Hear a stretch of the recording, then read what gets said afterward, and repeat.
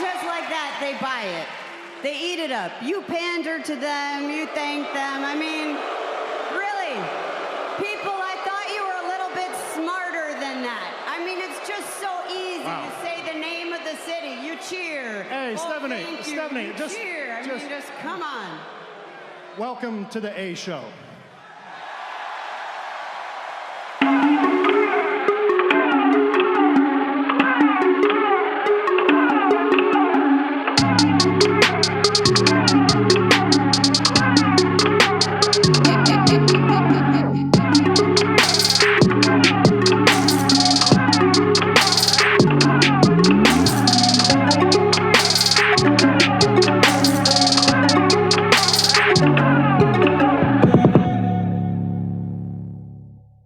What's going on, everybody? And welcome back to the A Show with the Kings of Pro Wrestling Podcast. I am Justin, of course, here with Meelz.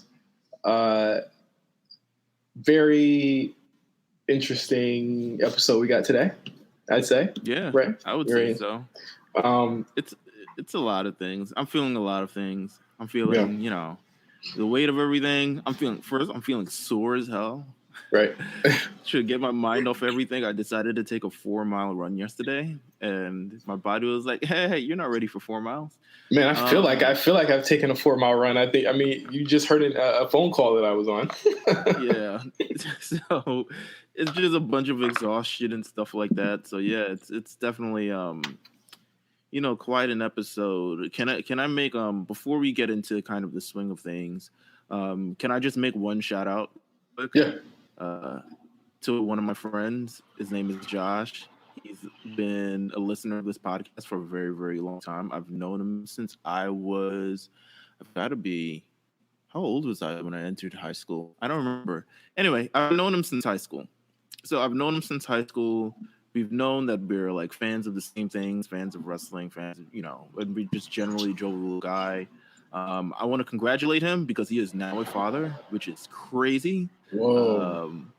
So I want to congratulate him, especially during all this time with, the COVID crisis and all the things that we're going through. And just I just want to congratulate him just openly, because every week he hits me up about the things that we say on this podcast. And you may have seen him in your mentions as well.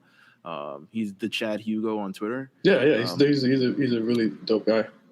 Yeah, so he's incredible, and I just kind of want to say that before we get on with anything there, and just say publicly congratulations and thank you for always supporting us, and I will always support you. And that's kind of what I wanted to say, just openly on this podcast. Welcome to Black Fatherhood, my friend. Yeah, but what an interesting time for that, right? It's a lot of things that have been going on, and we're not going to beat around the bush. Like we've all seen, what's been going on in the news, what's been going on in the world. We would be remiss to be Black podcasters, and I'm really getting emotional right now because, I told Meelz yesterday that the only person that I wanted to talk about this with was him, because you were right there with me when we started this, and I think that we don't need to have 10,000 listeners, because we got enough people that listen that can fill up a room, and our influence goes way further than that. And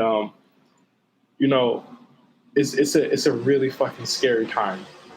Yeah, it completely is, and I think I remember in terms of this whole conversation. I mean, I've been going back and forth to this actual episode for a couple of days now, because I knew it was going to be had, and I knew that despite everything that's kind of happening with the blackout and being paused and all this other stuff, that we would, oh wow, all right.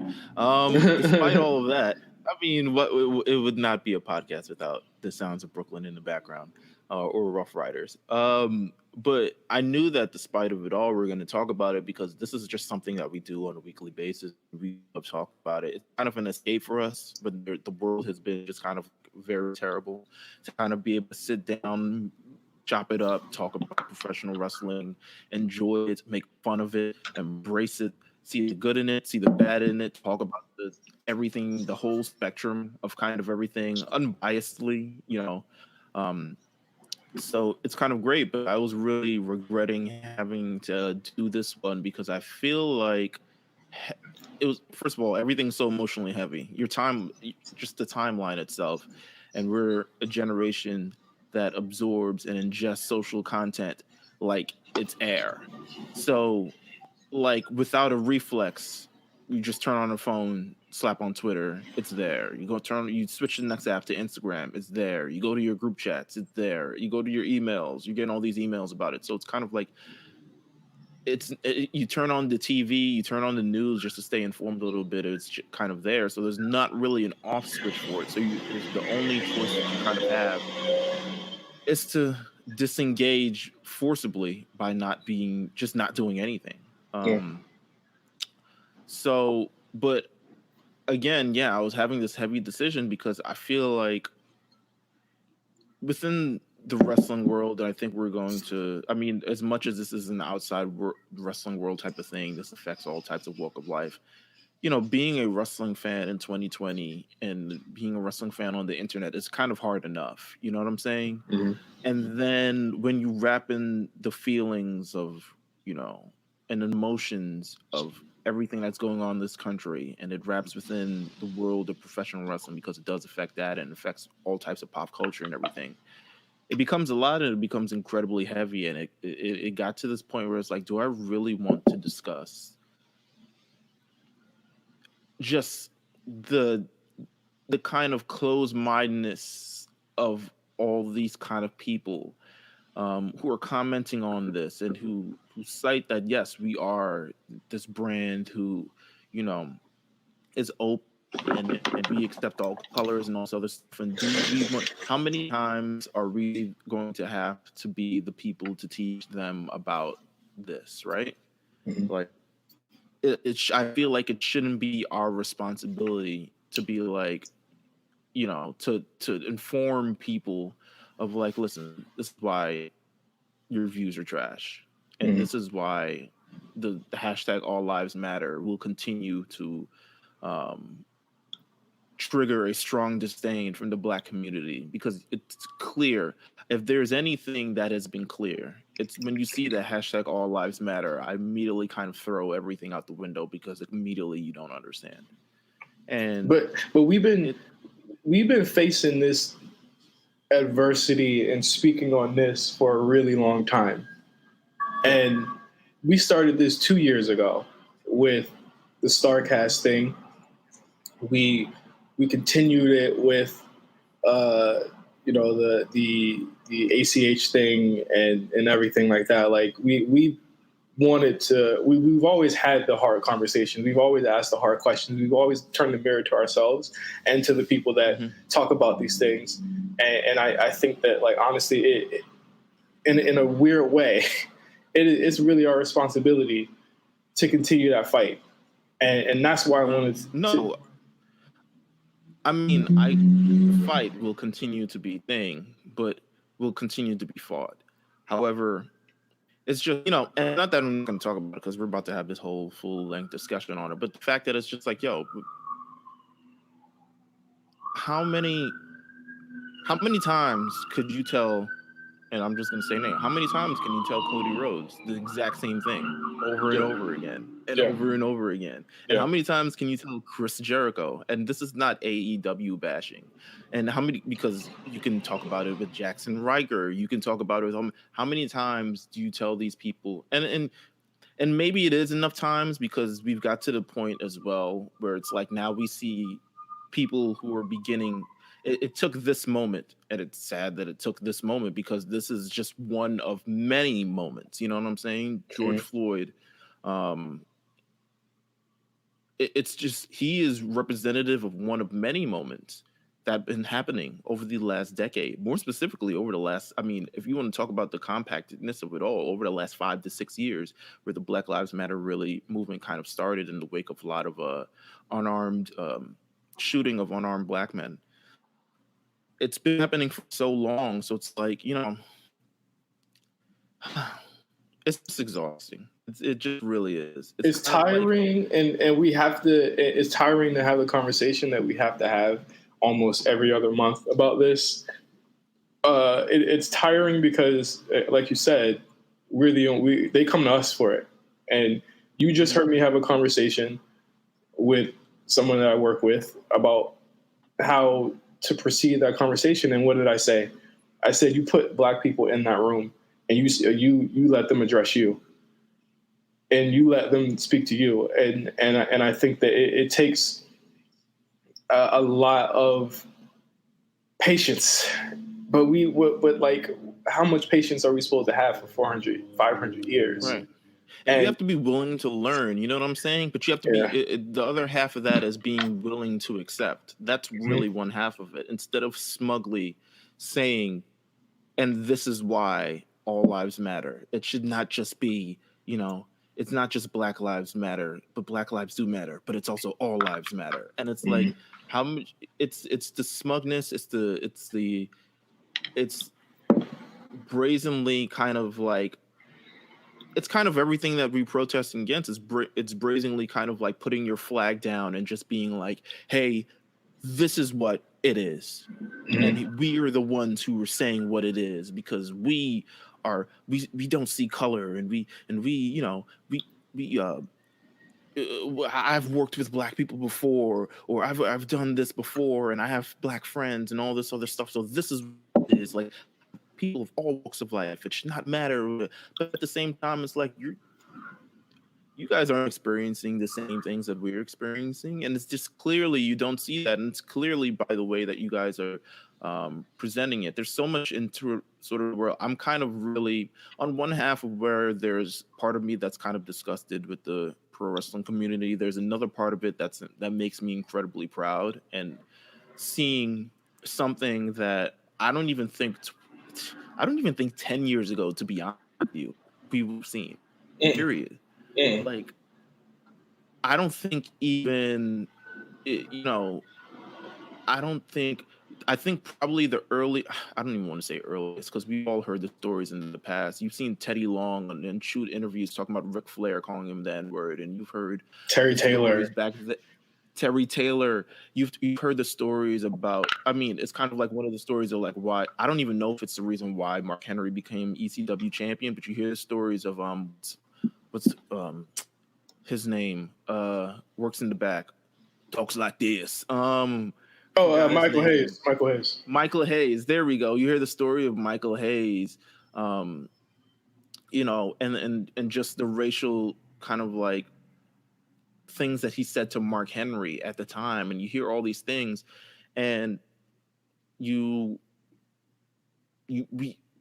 don't think at any point did we see a major, I mean, you heard of the stories, but there were no movements, there were no solidarity, there was no one speaking. I think that, like, not even to cut you off, like I see like the black wrestlers, the women, all going up and holding themselves accountable and holding the people accountable too.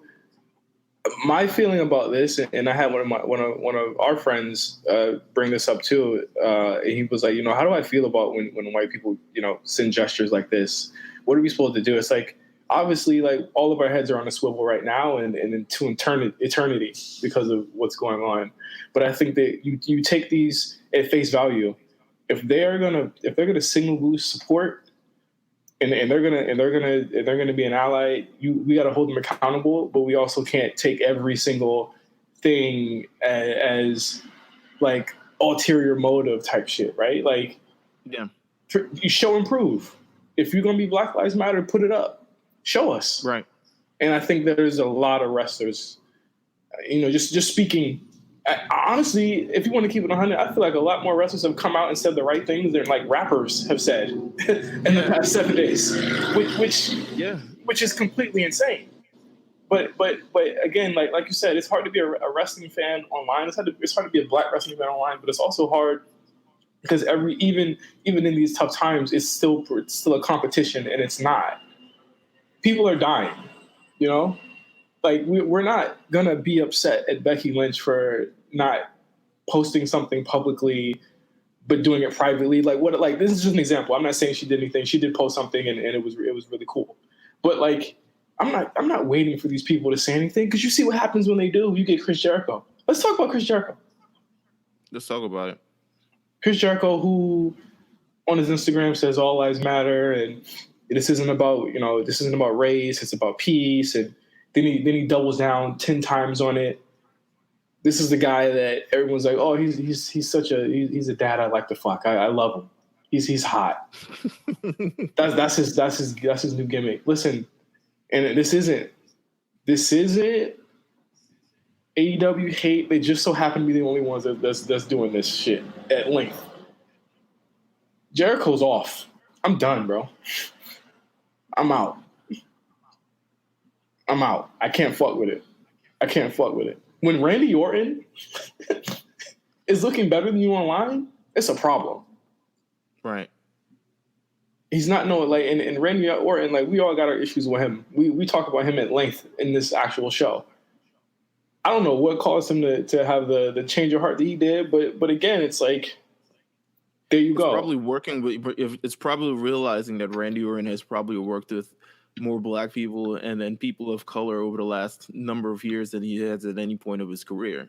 It's probably looking around at the locker room and seeing a Sasha Banks, Mustafa Ali, Asuka, New Day, Apollo Crews, Ricochet, Cedric Alexander, and looking and appreciating these people and then having a full appreciation for who they are and what they bring and how talented they are and what you can see in them, and just deciding like, hey, maybe, and maybe just having friends who actually care about him, and it's just like, Randy, here's why, a million things, and people aren't afraid to approach them.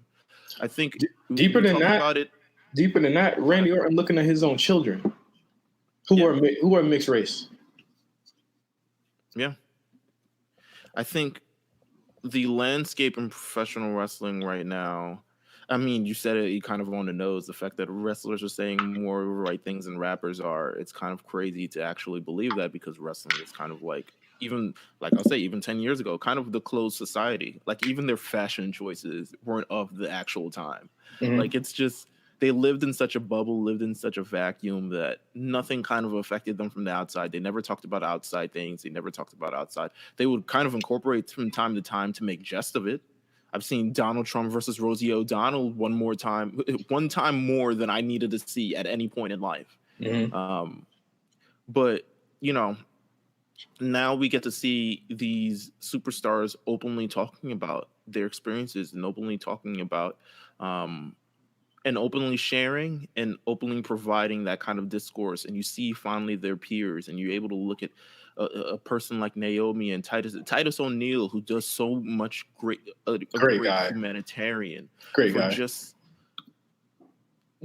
a credit to the human race himself. How could you even? It's just so much, like, and then you have, like, I mean, we saw this last night with the whole Jackson Riker thing, and how political views or not, that's your own kind of political views, but they're your political views at this time. Instead of putting up a post supporting your fellow workers and supporting the people that you worked with across the ring from the Street Profits, you worked across the ring from the New Day at this point, the Usos, everyone, the Lucha House Party, everyone for as a matter of fact, in being able to put that up, and not even in support of the people that you work with or the people that you share these experiences with, and people who have elevated you to the next level as well. It's kind of like a slap in the face. It's like, I would rather than disclose what I feel and like what I feel is right, and that, it's unlawful and unjust and for a policeman to take away a black man's life for no particular reason.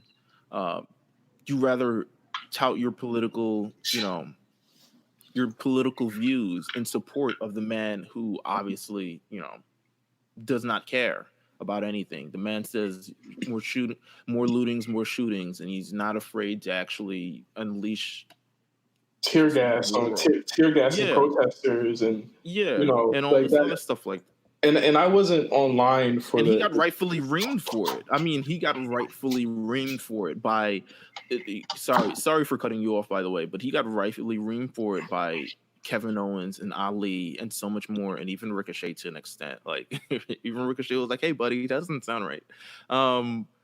in the nicest Ricochet way that he possibly is, because he's just a great guy in general. But you know, Yeah, I haven't been online for a while, like past 24 hours, but I saw that, and I'm not shocked. I think just to address the fact that and I think this speaks more to, again, just being like, hey, this wrestling's like this fake fantasy world, right? And then I was like, okay, let this group, this tag team, actually show us what they about in real life before I like say that shit. And then they did. And what did I do on the show? I said I was wrong. Y'all were right. Y'all were right. Y'all were absolutely right. But like, I'll never not judge a book by its cover again. I swear to God. Exactly. No. But it's clear. It's clear that their thoughts don't align with the greater locker room. And I think that for anyone that, and I haven't seen wrestling Twitter for the past day or so, I think for anyone that is thinking that these wrestlers were put up to it, or thinking that they're going to get in trouble for not doing it, this is your proof, right? WWE's not stopping, or in AEW for that matter, they're not stopping anyone from expressing themselves in any way. None of these companies are. And I think this leads proof to that. But I think more so than that, Jackson's comments are more proof that what the Forgotten Sons or whoever those guys are, they have no support from the people in that locker room. That's Ali, who I saw. That's Owens, who's been around. Zayn, who's been around. I think Caleb Braxton went in on him. Batista went in on him. Didn't say his name last night. You can rest assured that they'll probably be taking jobs from the Lucha House Party. and I think Bruce Pritchard needs to seriously recollect himself and realign with what he should be doing with his team, because they don't need TV time. Period. Yeah, at least in this climate, no. If you take Muhammad Hassan off of television 15 years ago, there's no reason why it shouldn't also be what you're trying to portray with the Forgotten Sons. First of all, saying that, you know what, I don't even want to give them much more time of the day, but the fact that they're still, the gimmick that we're pushing right now is not the right gimmick to push right now. And I think you guys may need to reevaluate, like you said, what you're actually doing with the Forgotten Sons, because in this kind of charged American environment, it may be something where you end up putting your foot in your mouth. And then honestly, you're going to put your foot in your mouth because you're going to wholeheartedly defend the decision that you make at the expense of people who actually, it's either foot in your mouth, or I'm sure somebody in the locker room is going to put their foot in their ass. So that's literally what it is. I'm pretty sure Big E and Kofi, their silence speaks volumes on that right now. Right. Let's be clear. I want to ask how you feel about WWE and AEW as a whole not making a sweeping statement about this. Oh wow! I was gonna ask you. I feel. I think you go. You ask me first. Let me. I got it. Yeah. I think just in general, I feel conflicted about it, because there have been situations we've asked for people to drop their views, and then you're just like, oh fuck, what was that about? But there are situations where I think even in our lives, like a statement by the places who employ us, employer labor, and all this other things, it means a lot to us. It means support. It means the years. It means trust. It means providing a level of, we got you. And that's sometimes all that you need. I know, particularly for myself, especially with my boss. I mean, I contacted my boss yesterday, and I was like, honestly, I'm emotionally just kind of exhausted from everything that has happened this week. There had been no statement from my job. No one has reached out to me. No one has decided, how do we feel? How does this feel? This entire situation is affecting America, but people kind of want to go on and have their Zoom meetings and all this other stuff. It was like that. And I'm like, no, there's no way I can feel supported or trusted or anything like that without the place that I put in so many hours, that people, and even wrestlers more, 300 days a year, multiple days a week, the threat of COVID, and despite all that happened, still coming to work as an essential employee, even though you're a sports entertainer. You're as much of an essential employee as anyone from the NBA or anyone from the NFL or anybody from there, or anyone from entertainment. But you still come to work every day because the show must go on, and that has been the values of your company. So you would hope your company is able to sort of mutually, respect your values as well. Right. And how did you feel about it? I mean, we're both going through something similar. The company that I work for, they haven't made a official statement, but they have made an internal statement, if not a couple of days later. So this isn't to say that these companies, WWE or AEW, haven't said anything internally, but I think that it is clear that they are hands off on allowing their talent to say how they feel. Right. Which to me, I'm with you. I'm two ways about it. I do want to see some support from this company these companies that we all spend money and our time watching. But I feel like it's also strong to know that they are allowing their employees or their contractors, whatever the fuck you want to call them, we're not going to get into that, they are not going to hold them back from saying what they want to say.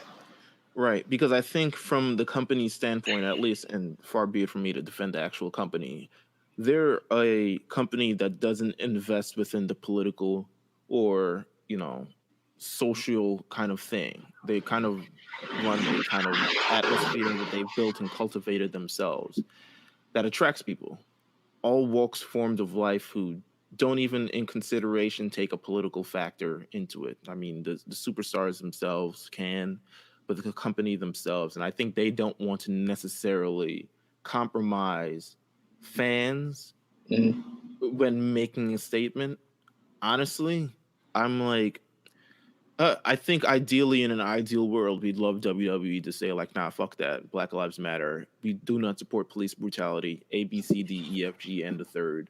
But realistically, that's probably not going to happen, because then it's going to be, well, WWE dropped in stock and WWE did this and they're affecting this. And now they stand for this and protestings and lootings and all this other stuff. And all the, it becomes this giant big thing. So I can see why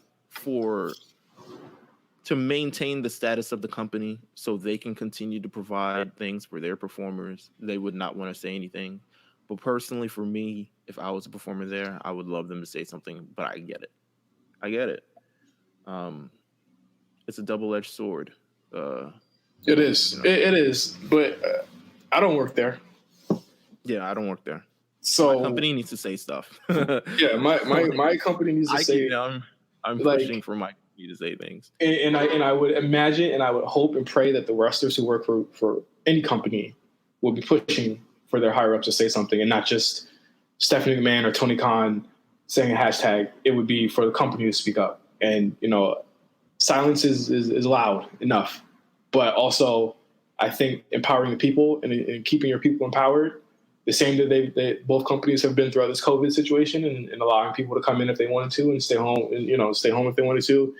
It's as progressive as wrestling can get, right? This is really all that you could ask for from this shit show politically, that we watch. And this isn't. We're not holding them accountable for this. I think they absolutely should. But again, it's like with my company I work for right now, I think publicly it's too late. I think right now you speak up with your wallet, right? You say, we were late, but we're gonna match this. We're gonna put into this, and I think like you do use your. Well, Brandy Rose said she didn't want to be part of it, but you do use your Titus O'Neills or whoever your representatives are to speak to that and to be the front facing to say, hey, I'm having a conversation with a Vince McMahon, or I'm having a conversation with a Tony Khan, or you know what I'm saying? Like, they need to come together. Both companies need to come together and put support and put their fucking money up right now. I agree. Both of them do. I'm not holding in. Neither of them like. And I'll tell you, even in the episode of Raw last night, I was like, you know what, like nothing really matters right now. With this episode, like I did enjoy it. It took my mind off It's a of nice it. escape. Yeah, it's a nice escape. It was just no. Go ahead. It was a nice. I didn't think about anything when I was watching it, so it was a nice. I was, as much as other things and turmoil that's going on in the timeline, it's kind of nice to just be. Everyone's kind of like everyone that you appreciate is kind of aligned on Monday nights on the same thing. It's like we'll be watching wrestling, and then just those 3 hours of tweeting, and then it's kind of like go back to this. It alleviated a lot of things. I think everything is just so heavy and it's so compacting, and the weight is continuing to build up, and the tensions are continuing to build up around this country. That it can be a lot. I've had many people confide in me about the anxiety that they feel regarding a whole bunch of things, be included. I mean, I think just in general, just watching everything go down, the protesting, the police, everything of the sort, it's a lot to carry. It's a lot to hold. Yeah. A lot it's maybe too much for anyone to hold, especially in the social media landscape. Yeah. And like I think that you have to have a space where people can talk, and right. I can only imagine to a certain extent what they go. Okay. But yeah, you hear that? That was National Guard that just drove by. No lie, that was National. Yeah, that was National Guard that just drove by. They're all around my neighborhood. Wow. Crazy. Got a 6:00 curfew. They search. They do drill, like not drills, but they like drive around all day on the streets. But I can only imagine to the extent what it's like to be black in a wrestling company. But I can definitely understand what it's like to be black at a high level when you're making big money, and you're trying to survive. There's definitely a PTSD there. There's definitely a sense where you don't want to speak up because you don't think that you're worth it, or that you deserve this, or that this is just, it comes with the game. It does not. They don't treat those white people like that. They shouldn't treat you like that. Speak up. Right. And that goes to anyone that's listening, and to anyone that's even in a company. If you listening to, like, speak up and make your voice heard, because they are definitely, they got to listen now. They got to listen now. That's what I would 100% say. Speak up. Never compromise your values for the values of the company. I would say speak up. Say something. Just say how you feel. Say you want to be represented. Say all these other things. It's very, very important. It's 100% important at this time. Yep.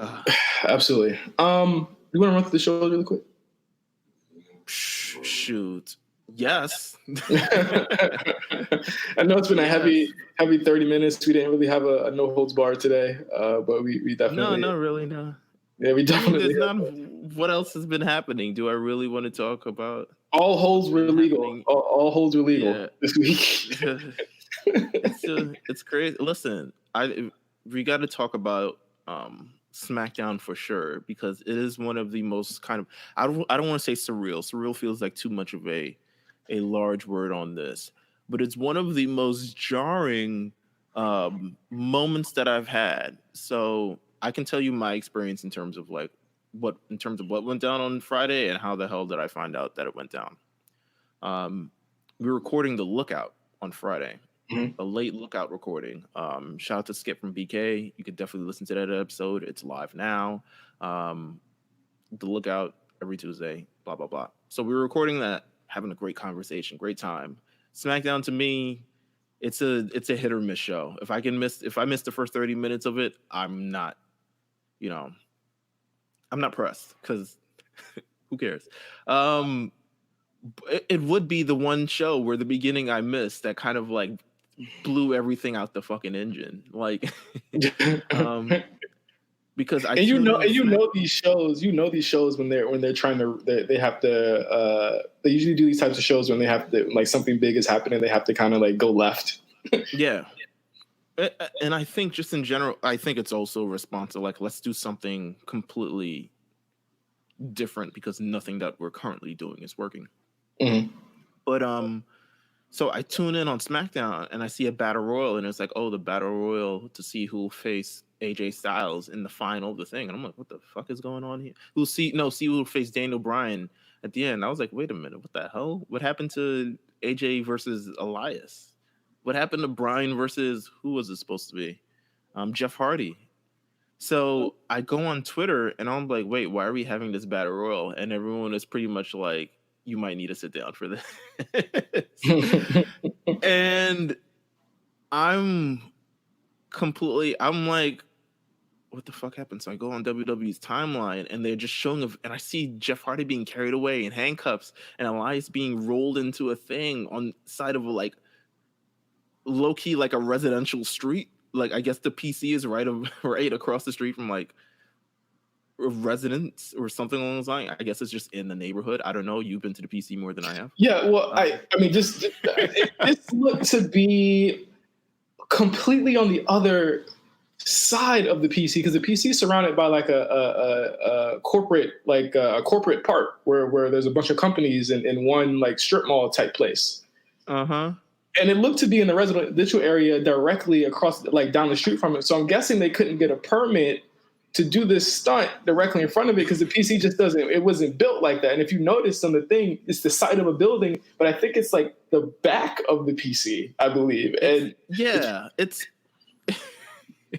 it was weird. I admit, because I even said like, that's not even the PC. Like and also like, go ahead. I'm sorry. I'm going to. I was like, Jeff, where he was. No. So, okay. So I decide, okay, I gotta turn this shit back. So I go on like whatever third party website it is, because WWE Network is not gonna have this up for a month. And then I look on the YouTube page, and of course it's like some abridged shit in it. So I go back and I find the video, and I'm like, what's Renee Young doing there? What are the police doing here? There's a car on this. It's not even really crashed. It's kind of like it is what it is. We're building the scenario. Renee Young is like, what is that? And the cops are like, Jeff Hardy? They find this like note that pops out of the ceiling thing. I don't know. I don't drive cars. The compartment in the ceiling. What is it called, bro? You drive? Sunroof? Sunroof, sure, whatever. The thing to block the sunlight. Oh, the visor. Yeah, there we go. So it pops out of that, and I guess it's like Jeff Hardy's thing. And then we go over. This is like obviously some sort of like news shit because now they're like Renee Young is like, and we'll take it over to Caleb Braxton, and Caleb Braxton's there with Braun Strowman. Braun's like, I don't know what happened. I just saw something, Elias, and Oscar level. Like, Oscar level. And I'm like, aren't you the Universal Champion? What are you doing? What are you doing here? So, also, cold open, by the way. Very cold. Just like the open starts with the camera just running up, and it cuts to Renee Young, and she's like, on the scene here. We just had a crash, and I'm like, since when do you report the news that happens outside of WWE things? I guess it's when Elias is fucking laying prone down on the street. So Renee does that. There's a quick cut to them running behind a truck. Yes. Did Jeff? Was he flung out of the vehicle? So that's one of the parts I don't understand because they're clearly like, is Jeff Hardy? Was Jeff Hardy around? And someone finds him 450 feet away in the bushes of whatever this residential backyard pool house is, and he's just like, he smells like beer. Like, he's like, what? I just got here. Jamie Noble, who has been named James Pacino at this point for his role in this entire thing. It's like, Jeff, where you going? Where are you going? And Jason Jordan's there. Shout out to Jason Jordan for still having a job. And the cops are just like, are you Jeff Hardy? We got to take you down. And Jeff is slurred up. And he's like, wait a minute, why the hell is he slurred? What the hell is going on here? Like, he's just like... He's like, Yeah, because, like, obviously by the end of it, you realize, like, not even realize, but it's inferred that he was framed because he was released from the police department within 2 hours. In an hour. He was there at 9:50. So he was released. So I'm like, I have questions in the beginning. I'm like, wait, why is he slurring his words? Why is he like, what's going on here? What is it? And I'm like, what the fuck? He's like, ah. He's like, Elias. Elias. And I'm just like, bro, what's going on? He's like stumbling across the street. I'm like, wait, why are you stumbling now? And he's like, is that your rental? Elias. So let's get. Okay, so we know Sheamus did it, right? By the end of the episode, Sheamus did do it. So it has to be. So are we to believe that? Okay, there are a couple of ways we can go here, because Bruce has to explain this.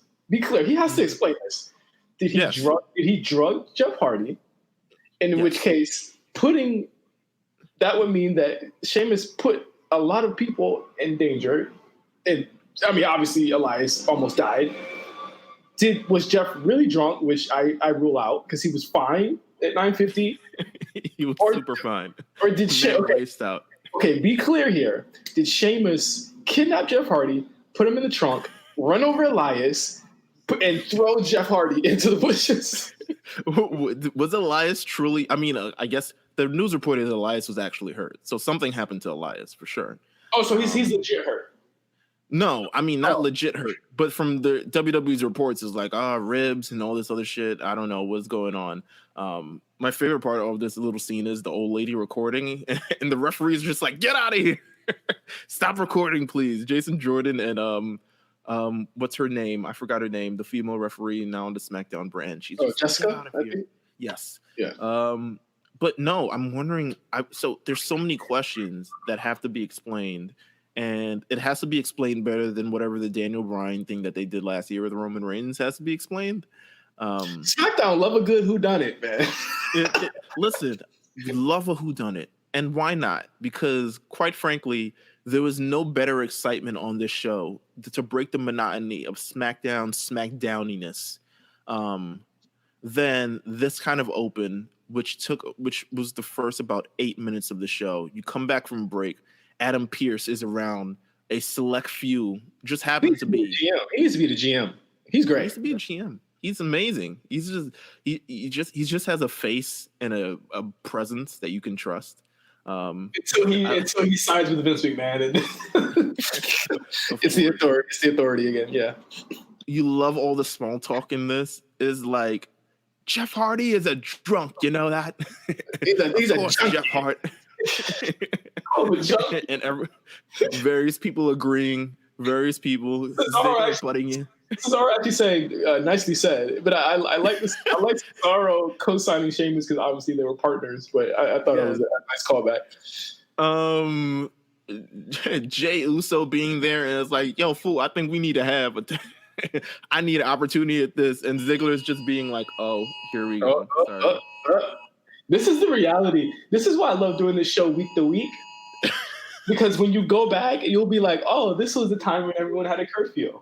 Of course. There was a virus. There was a pandemic also. Yeah. Of course I did. Yes, we have a curfew. It's 8 p.m. tonight. We got 6 p.m., so wow.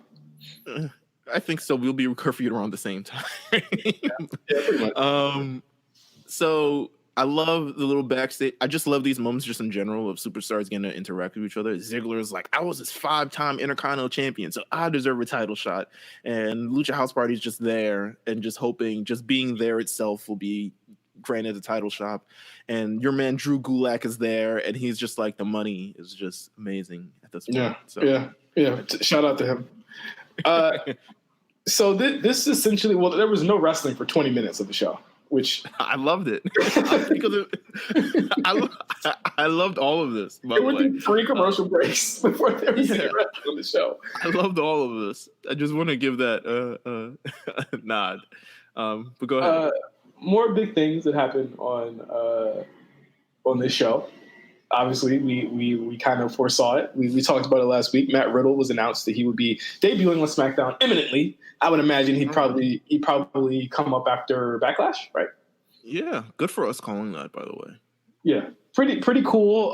A couple things I did notice and that I did like. I like that they're keeping him as himself, and they are treating him like a big deal. The Kurt Angle introduction is not a mistake. I think that I know last week, we were like, should we be worried? And I think my reasoning was that, like, I really do believe that the higher ups love his character and love who he is, and they're gonna allow him to be him. And this is proof here. Like, he honestly, like I said, him and Alistair are the two NXT guys that I feel as though were bigger than the brand when they got there. And I think Matt's going to be able to show that with his promos, and like, you obviously see where they put Alistair at. If they're even making this big of a deal about Matt Riddle, I foresee WWE Championship by the end of the year. I'm putting it out right now. Right, 100%. And sidebar, I know they talked about it on the World Report last week, but that cage fight, oh Lord, it was one of my favorite matches of the quarantine era of any show. Yeah. It just is. It just is. Legit teeth got knocked out. So I'm pretty. If we were, of course, playing the actual brawl for all, I think Matt Riddle is you should be your number one draft pick just in general for knocking out Timothy Thatcher's the rest of his teeth as if he didn't have teeth already missing. But yeah, once again, were those his real teeth? I think those were his real teeth. I feel like those were his real teeth. You're gonna get gimmick teeth, like.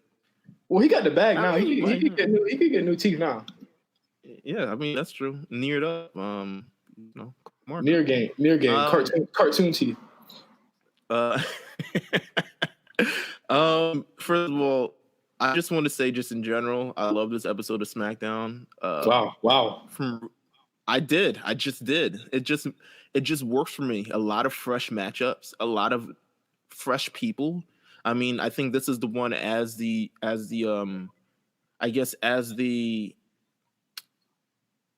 get into new phases of this pandemic thing where they're allowing more people in more spaces, you're getting a lot of the superstars feeling comfortable to come back. This is the first time we've seen Shorty G in a long time. This is the first time we've seen a lot of people. I mean, I don't want to say a lot of people in that battle royal, but I feel like, Jey Uso, who is, I'm glad they're doing something with him. Yeah, I agree. The greatest near fall guy of maybe on the roster right now, pretty much. I think that's why he ended up in the final too. But you were like, this is bizarre. Jey Uso? I was like, well, I was texting you throughout the whole thing, but I was like, yeah, okay. But it ended up being really, really, really dope. And we got a really good Sheamus and Bryan, like you said, they can main event any city, anytime. Yeah, any city for the last decade. I mean, they have the history infused within it. I think both guys are not afraid to hit each other as hard as possible, which is great for any Daniel Bryan or Sheamus match. And I think just in general, the way it ended, the way it led up, the fact that, I mean, I guess Jeff Hardy was taken out and Sheamus very opportunistically managed to win this battle royal and get himself into this slot. Just worked out great for it told a complete story throughout the evening, which is one of the things I like about the show. You got to make it make sense. You know what I'm saying? Trademark. Right. But yeah, I mean, there's so much different things. I love the interaction between, first of all, Bliss Cross Applesauce. I got their name right this week. The New Day and Bayley and Sasha Banks. I was just like, wow, didn't think about it, but all three of them work really, really well together. And again, I almost felt like it was like an episode of Raw. The way that they intertwined a lot of storylines into itself, but a strong episode. Again, that was kind of like the peak of stuff happening that night too. And again, it helped take my mind off a lot of things. So yeah, definitely go back and check that episode out. The Otis and Mandy thing has the most views of this entire thing on SmackDown at 1.2 million views. I'm like, what the fuck do people see in this shit? I was excited over it. I was like, I was a little hot and bothered. Listen, fuck that. Slurred Jeff. Running. I'm with it. I'm also with it. Were you with Raw? I was okay on Raw. I wasn't too high on Raw. I felt like a lot of things I felt like they had this thing where a lot of things kind of just like carried on, maybe a little bit too long. It was a wrestling heavy show. Yeah, it was. Various things. I mean, what do you want to talk about on Raw? I think Raw itself. It was a lot of matches. I thought Alistair Seth was spectacular. I questioned them giving Alistair the win in that way. But again, you're still protecting Alistair, and like you said, like they have the shit or get off the pot. He has now beaten everyone except Drew. Yeah. And I think that, it's cool to keep him in these storylines. I do foresee him winning the championship at some point this year. I just don't know when that would happen. Like a lot of things would have to move around for him to do that, unless they're just going to feed him to Drew, which I think would be a big mistake. Right. Seth is again really good, but I feel like if they're building to him and Ray, why put Alistair in it? Why is Alistair even in it? It looks like they're building to Dominic versus Seth too, right? Yeah, they're doing a lot of things. I mean, I'm sure it's not going to be Dominic versus. I'm sure it's going to be like Ray versus Seth featuring Dominic, like maybe a father-son frog splash Kamehameha or whatever the hell they're going to do. But I can't see. I'm assuming, based on just kind of everything going this far, Rey Mysterio is still not sure about his future. So I'm going to assume that he's not wrestling on Backlash. I'm going to assume he's not wrestling just based off this information. He hasn't.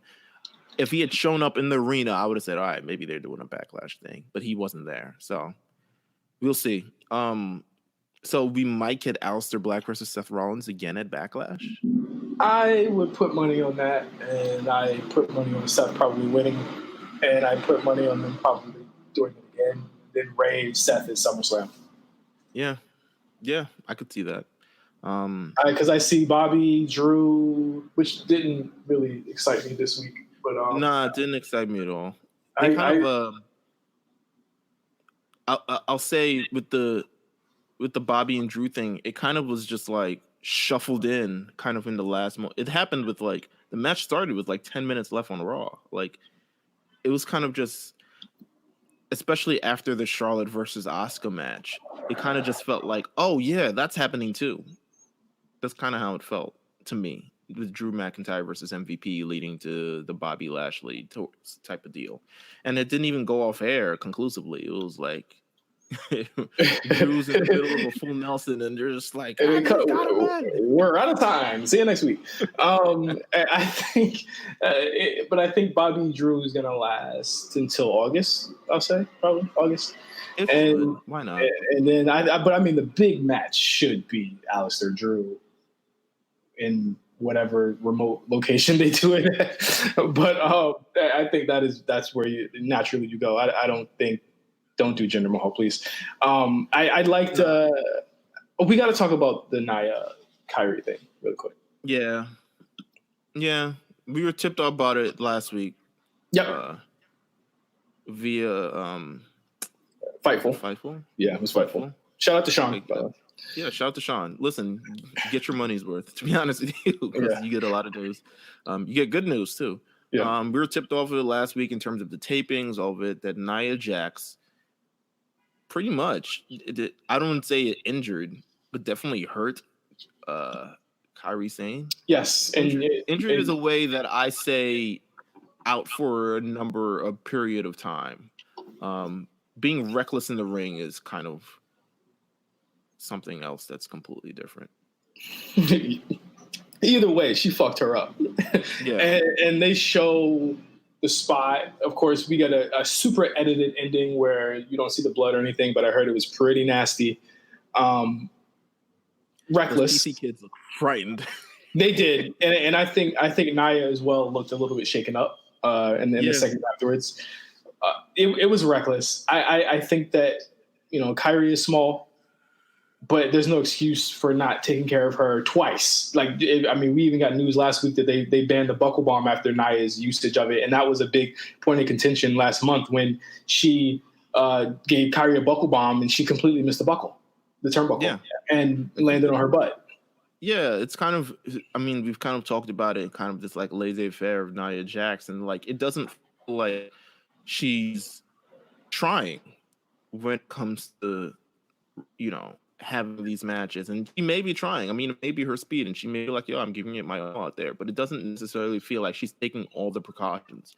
It feels like she's walking through things and entering things and deciding, "I'm going to use my power however the hell I want to use my power at the particular time." But there seems to be no rhyme or reason for anything. The fact that she grabs the back of her head and just like throws her face head first into the steps, it's like, bro. And honestly, people got to stop doing Kyrie wrong. Period. Because it was the same deal with the TLC match when she got a concussion and Charlotte didn't listen to her saying, "I'm not ready." Like, people just got to stop like bullying that. Like, she's tough as hell, no doubt about it. But like, Right. It's too many incidents that have put her out of commission for long periods of time on the main roster, and people got to be more careful with her. Yeah, I agree. Actually, I don't want. Hold on. I don't want to say be careful because she's a woman. I want to say be careful with her because like it just seems to me that like people take advantage of her being a lot smaller. Mm-hmm. And I know she bumps really well, but like look at how Shayna does it compared to how Charlotte was doing it. You know, I feel like Shayna was able to quote unquote brutalize Kyrie without actually hurting her and without actually making it look like her. I mean, because remember she did the hanging spot with Kyrie over the turnbuckle, and that looked more dangerous than anything she'd ever done. And from what I understand or what we see, like she wasn't hurt or bleeding or anything after it, you know. So I just wanted to clarify that. But I thought that again, Nia Asuka isn't doing it for me as far as a feud, but it's something that has to happen. It reminds me of the NXT feud, which didn't do it for me either. Yeah. I think that just takes a level of it's just. I think in terms of Nia Jax, something needs to happen. It just feels like, and I've said this before, it kind of just feels like she's there and she's expected to be what she's expected to be, but it doesn't feel like she's actually trying with anything that she does. She looks like she's just playing the role of a big person instead of really becoming someone on TV. It's just, I'm not invested in this Nia Jax versus Asuka feud. And I'm just going to say it's because of Nia Jax. I just feel like she's not really putting in a lot into this entire program, or they're not giving her a lot with this feud, or she's just not. I just don't like the character. Yeah. Honestly, like, you mean to tell me that you guys would want to see this before Bianca Belair returns to the main roster? And I know that they're probably waiting for things to clear up as far as like views, but you know, I can't imagine there being any situation like give her the tag title or something. Let her hold both of them, and I don't have to care anymore. I don't think as a character, a pushed character, she's super pushed. Like I don't get it. She hasn't improved at all. I don't know. No, she hasn't improved, not one bit. And I think even a number of years ago, maybe it was last year, maybe it was the year before that, I definitely put her as my least improved wrestler because it's just like she hasn't really grown. She hasn't changed. She hasn't progressed. She kind of just is. She's been the same Nia Jax from legitimately the day she debuted on Raw to now. There's been no, at least with Asuka, you can kind of pinpoint an era and you can pinpoint to the shift. You can pinpoint from her debut in NXT to when she's debuted on Raw to the tag team with Kabuki Warriors to where she is now, and you can kind of pinpoint and have these other things on her, but you can't really do that with Nia. It kind of ends up being this very flat curve. And I'm glad Asuka's a face. I'm glad Asuka's a face again, by the way. Yeah, me too. It just is what it is. I'm glad she is. I like the Charlotte versus Asuka match. Didn't like how it ended, but guess what? Who didn't see that coming? Yeah, it was a weird bell ring too. It was almost like I guess it's a no contest. I was like, did she get counted out? Because I'm gonna be mad. I mean, she definitely did it because it wasn't. He didn't hit 10. I went back and watched it. He didn't hit 10, but I guess it was just sort of like he kind of preemptively throughout the match. I mean, yeah, like, right? Yeah, like Nia's here. Call for the bell. How do you feel thus far? Apollo Crews champion. God. the Kevin Owens thing. The Kevin Owens thing was a little aggressive. I liked the little aggression in Kevin Owens because it kind of wasn't like, I'm a face, let's be friends. It was kind of more like, are you pitying me? Because I will fuck you up if you are. you don't, on your first week out, you don't put him in there on the mic against Kevin Owens. That's just what you don't do. You just don't do that. I thought that next to Kevin, there's so many feelings and emotions and so many things I'm feeling. I wasn't liking that at all. I think he got to work on the promos, man. He's got to improve his slate of like you were saying, emotions and feelings and stuff. It can't be just like, nah, Kevin, I'm not doing that. It's like, no, you've got to feel slighted that he would even think that.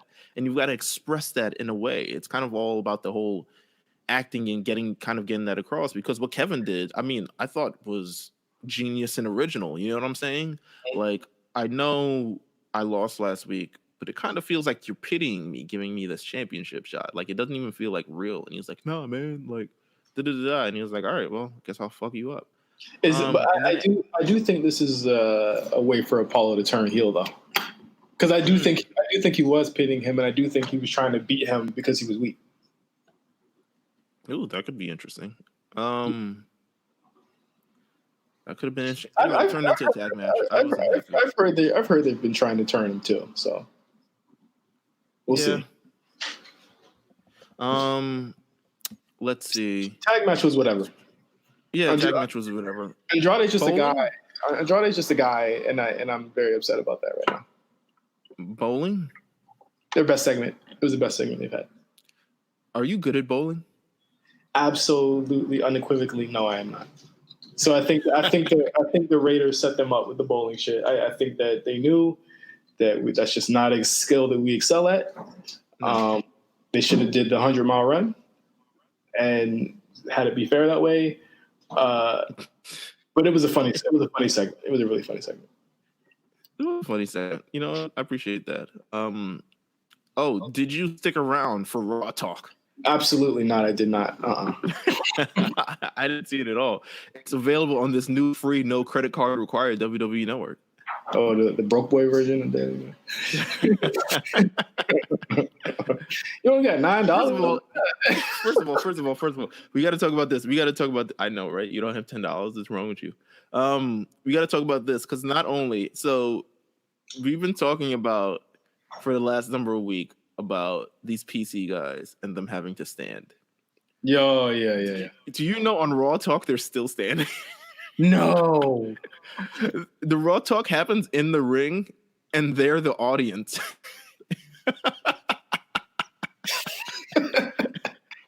This is a rib. This is too much. The fact that they recorded Raw Talk and they had to listen to Seth kind of like talk slowly. Yeah. And homeboy, I mean, there's various people. There's some people in PC I've never seen before. I was like, yo, who are these black people at? Where they been at? They look like people from the neighborhood. Like, that's crazy. Shout out to them. I mean, here's my thing, man.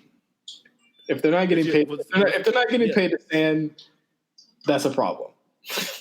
If they're getting paid to stand, then they need to go holler at, people that work at I worked at GameStop for 6-7 years.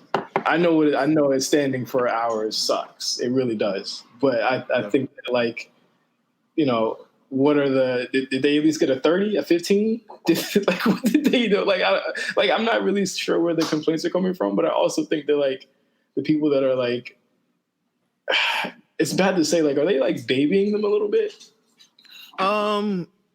I would. So here's the thing. It could never be me. It couldn't be me. I just have flat feet. It's just not going to work out. I'm going to complain. And I'm sure they don't have to come if they don't want to, right? Because I heard that if you're not. Are you sure? Well, no. I heard that if you're not booked or you're not on a show, then you can't go to the PC at all. So I would imagine that they just want to get out the house. Right? So I mean, if that's the case, I don't expect to see a lot of people next week. I don't know. I haven't heard internally anything of the complaints, but I'm sure. I I mean, mean, the reports have been. for concerts for hours and I mean, not these 10 are hours. 12-hour days. They get breaks though, and that's been said in the reports. They get breaks. Listen, it's compounded. I ran 4 miles yesterday. My body is like, yo, what the fuck was that? But that's. I feel on one hand, I definitely do feel bad. I feel bad for him knowing if I had stood for 12 hours, even if there was breaks in between, I'm not getting up the next day. And then, I know they're not training or anything, but yeah, I mean, you have a point. If you're getting paid and you like want to go, there's no reason for you to complain. By all means, I don't know. I don't know. It's the first time. It's the first time Apollo Crews has gotten a standing ovation. So I'll say that. Was there anything else on this show?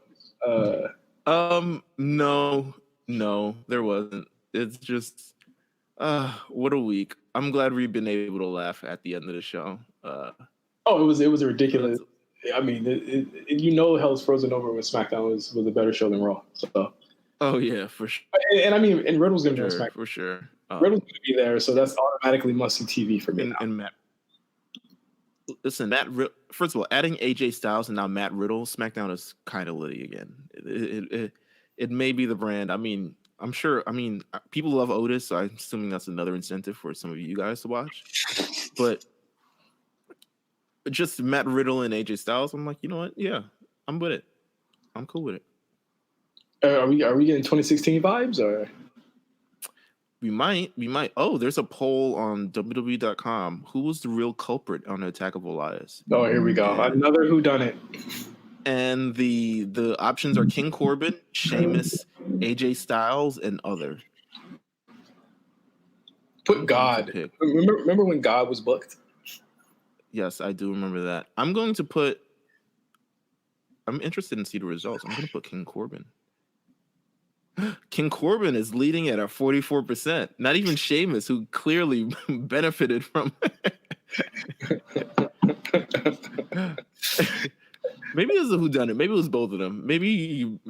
But again, here are the three choices again. Actually, let's ask the people. Let's ask the listeners. What do you think it was?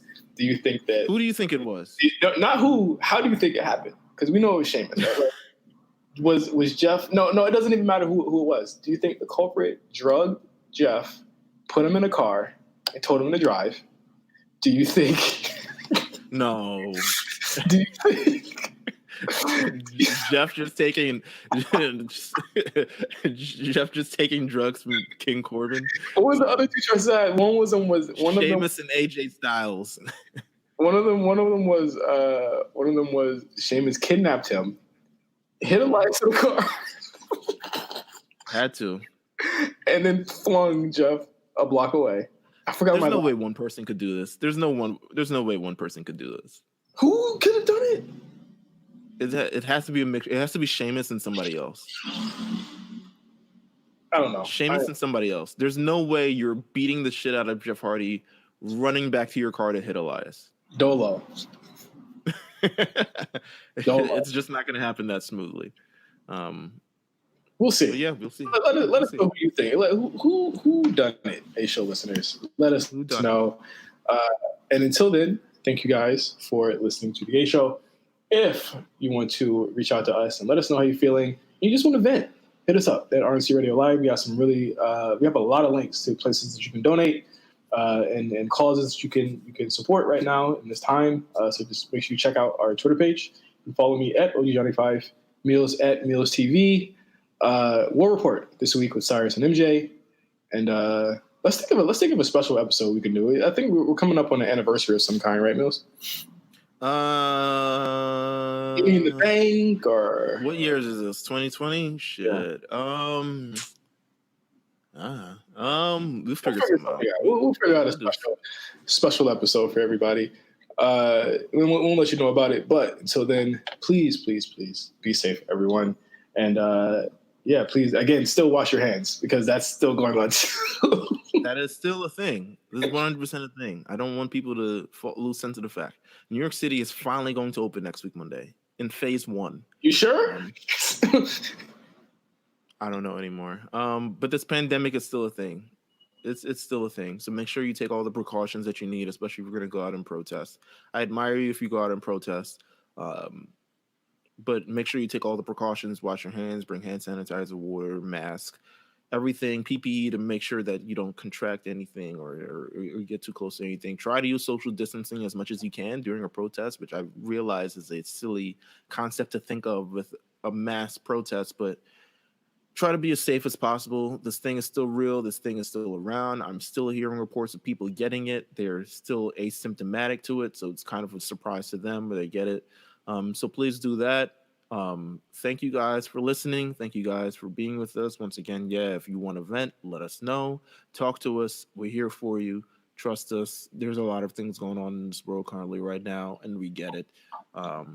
We're going through it in our lives as well. So, the best thing to do is just to kind of all be here for one another. We're all going through a similar process, and without communication or sharing, we never really realize how close that we actually all are. So that's all I'll say. Maybe that's my closing statement. Absolutely. All right. So next week, hopefully aliens will not descend upon the world. We'll see you later.